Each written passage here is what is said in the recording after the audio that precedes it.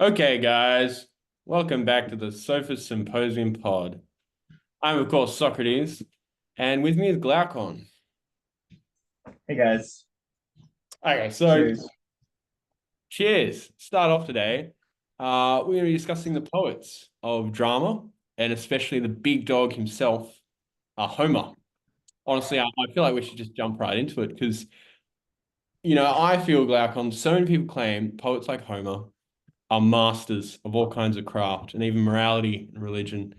I mean, we have a comment here from our Parthenon live stream last night, where What someone up? said, a good poet knows everything about what he writes, otherwise he couldn't write about it. And I wonder if this person and others who say this sort of stuff even realize that the works of poets are third removed from reality. Like they're easy to produce without any knowledge of truth. Although I guess poets might actually know what they're talking about. That's actually so true. Yeah. Yeah, I mean, well, let's say someone could produce both the original and representation. Do you think they keep on making the representation and then commit to making them the best objects ever? I don't know. No, no way. Exactly, exactly. Because if he really knew what he was representing, he would devote himself to that, not his rip-off Mm, representations. He'd be way more focused on being praised for his actions rather than writing poems to praise others. yeah, for sure. Yeah. Mm, I mean, in that case, the painter and the poet alike are no different. I mean, if you missed what we said about painters, definitely go back after this episode and check that out because that one's an absolute killer. But basically, yeah. Check both it out. literally have such little truth to them because they appeal to a low element in the mind. I mean, no way we should let them into our state, these painters, because they literally encourage people with lower elements in their mind at the expense of reason. I mean, basically, Yeah.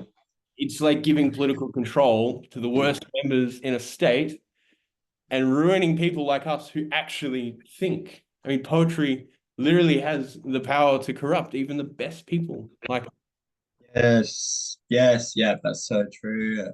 Yeah. I mean, get this. When we Mm, listen to Homer, a different tragic poet who's representing suffering of great men, but he keeps on dragging out the suffering and grief. I mean, we all get carried away in our feelings. We get super, mm, yeah. maybe we even Yeah. cry. Mm, But when we're at maybe. home, we do the exact opposite. Go through it like men in silence, and we think the behavior on stage Mhm. as womanish. I mean, don't we all? Yeah. Yeah. Yep. That's right. I mean, it's literally right to admire a man crying like that. We'd feel Mm, disgusted. We should admire him. wait. That's so true. That's like hella unreasonable. I know, Wait. right? So Glaucon, when you meet Mhm. people that admire Homer and say that we should Right. study him for social and educational reasons, or even that we Mhm. should model ourselves on his advice, you must be kind to them. I think we need to be kind to them. They don't know any better, which is sad. I mean, maybe if they just watched more podcasts like ours, they'd see Yeah. that the kind of poetry that should be allowed in a republic is hymns to the Mm, gods, of course, songs of praise. yeah. Yeah. Anything beyond that is going to make pleasures and pain rule instead of principles we know Mm, are best. yeah, true, true. Yeah. Mm. So when people say, why do you banish poetry from your state? We have to say that it was reason that demanded it.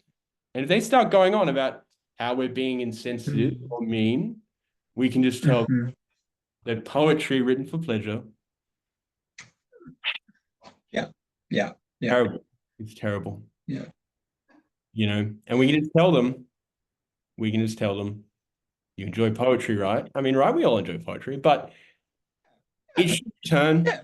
but only if it can make a good defense in lyric Yeah. or Yes, other of meter, course. like myth, for example. I mean, Yes. myth and what it Mhm. tells us about life and death. Actually, I mean, life, death, and the soul. Let me tell you about the soul. So every soul Okay. is immortal. Okay. Mhm.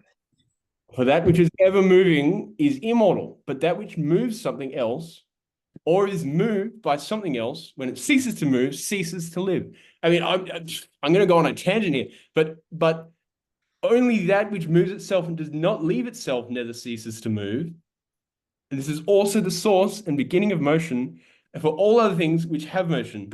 For the beginning is ungenerated, and everything that is generated must be generated from a beginning. And I mean, oh, Plato.